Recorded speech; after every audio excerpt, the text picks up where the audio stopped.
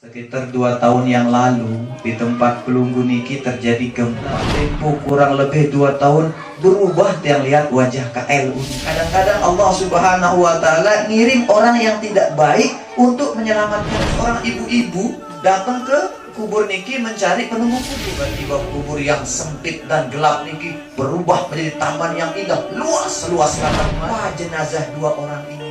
Apa amalannya sampai seperti yang dia tukang kayu? Dia hanya tukang nebok kayu, saya tukang gali kubur. Loh, kok tiba-tiba sekarang kamu pensiun jadi tukang gali kubur mau menuntut ilmu? Alhamdulillah, penunggu kubur niki sekarang menjadi salah satu ulama yang terkemuka.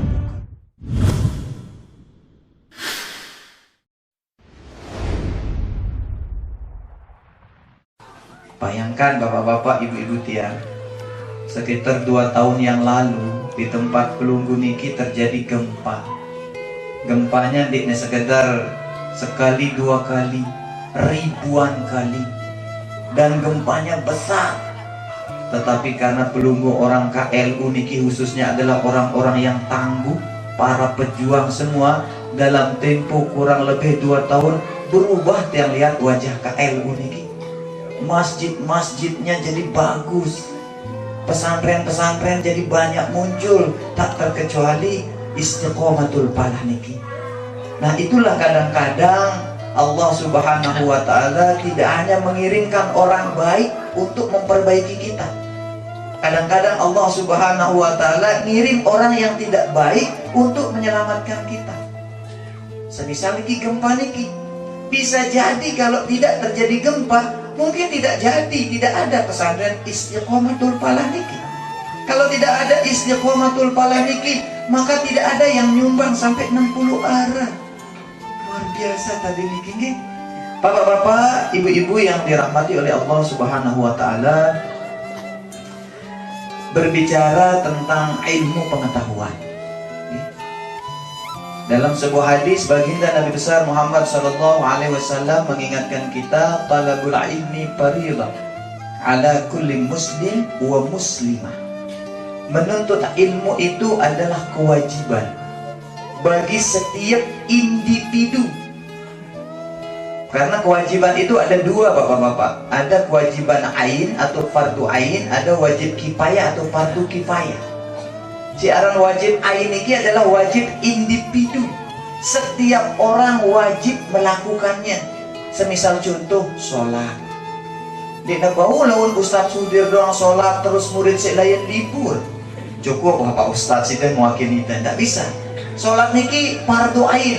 Begitupun menuntut ilmu. Nuntut ilmu niki adalah kewajiban setiap individu. Individu mana? Muslim wa muslimah. Setiap individu yang beragama Islam, baik dia laki-laki maupun perempuan.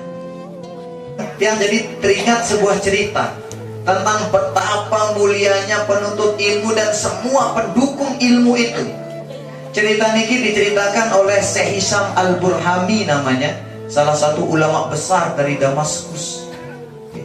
Nabi cerita beliau menceritakan bahwa suatu ketika ada seorang ibu-ibu tua datang ke pekuburan Dahdah. Ada pekuburan terkenal di Damaskus niki namanya pekuburan Dahdah. Pekuburan Dahdah niki adalah pekuburan di mana tempat dikuburkannya orang-orang soleh, tempat dikuburkannya orang-orang yang alim, tempat dikuburkannya para syahid dikubur niki. Okay? Sehingga suatu ketika ada seorang ibu-ibu datang ke kubur niki mencari penunggu kubur. Lalu dia bilang sama penunggu kubur, "Wahai bapak penunggu kubur, mohon bantuannya. Tolong galikan saya 1 lubang kubur." Kaget menggali kubur niki. Kuburnya untuk ibu ya? Bunda, saya kan belum mati. Kuburnya nanti ada orang akan dibawa ke sini sama beberapa orang. Loh, kenapa ibu sekali ya? Kenapa Sida yang datang langsung ke sini? Tidak suruh orang. Mohon maaf, saya ini seorang miskin. Nah, sehingga nanti pun yang ngantar jenazah itu hanya beberapa orang yang ngantar dia niki, kata ibu niki. Oh, jika demikian saya bantu. Akhirnya digalilah kubur niki sama penunggu kubur. Tidak lama kemudian datanglah jenazah diantar sama beberapa orang. Begitu sampai di kubur niki, dikeluarkanlah jenazah niki dari keranda, lalu diserahkan kepada penunggu kubur yang sudah menunggu di liang lahat. Begitu penunggu kubur ini menerima jenazah niki, terperanjat penunggu kubur dan pingsan. Akhirnya yang menyelesaikan penguburan niki orang yang antar tadi. Wah, ini bikin repot doang penunggu kubur nih katanya. Mulai ya nulang itu palang ya katanya. Akhirnya angkatlah penunggu kubur niki, lalu diletakkanlah jenazah ini sama orang-orang yang antar dia. Lalu begitu dia istilahnya selesai penguburan, diambillah air sama penunggu kubur niki, sama jamaah niki, ya. Lalu diketis-ketiskan di mukanya orang penunggu kubur yang pingsan niki supaya dia bangun. Akhirnya bangun dia. Dekat Tuhan terus ya. Yo Pak, ibu be udah palang bro. Nah, ditanya, Nabi jawab penunggu kubur. Begitu tiang nerima jenazah dengan si ngone atongang dan tiang niki, yang pun tiang kaget sengak begitu saya terima jenazahnya, tiba-tiba kubur yang sempit ini berubah menjadi taman yang luas seluas mata memandang. Indah luar biasa, tak pernah saya lihat ada taman seindah itu. Dan tiba-tiba ada dua orang berpakaian putih menjemput jenazah ini. Saking kagetnya saya pingsan, kata penunggu kubur. Napilin dengan si dengar cerita niki, dasar penunggu kubur. Saking suwi ngurus kubur payu menghayal ya. Kata orang yang mendengar cerita niki, udah tinggalkan dia. Ini dia menghayal katanya. Ditinggalkan deh niki penunggu kubur niki. Selang beberapa bulan datang lagi ibu yang sama nih, kepada penunggu kubur niki. Harap nanti ibu katanya, balik tanya yang tulang niki, kadang yang lubang kubur lagi satu. Yuk, saya mati malik. Pokoknya arah ada yang jenazah yang datang. Para biasa dengan duit dengan ngatong, karena dia itu dengan miskin. Katanya.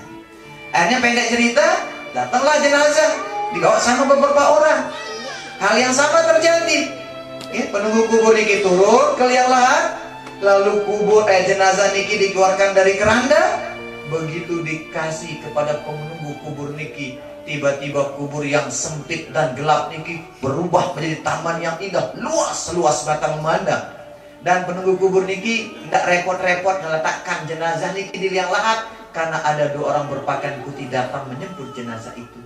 Karena sudah melihat sebelumnya, penunggu kubur tidak kaget, hanya menyaksikan saja. Lalu begitu selesai dia pemakaman, penunggu kubur nyari ibu itu. Inak si dulu minta aku. Begitu dia lihat ibu itu, dia hampiri. Ibu, permisi, saya mau nanya. Apa mau ditanya Pak? Bulan yang lalu, sekitar 2-3 bulan yang lalu, pokoknya jenazah pertama yang ibu bawakan ke saya kan pingsan ibu. Lalu ketika saya ceritakan pengalaman saya, semua orang tidak percaya.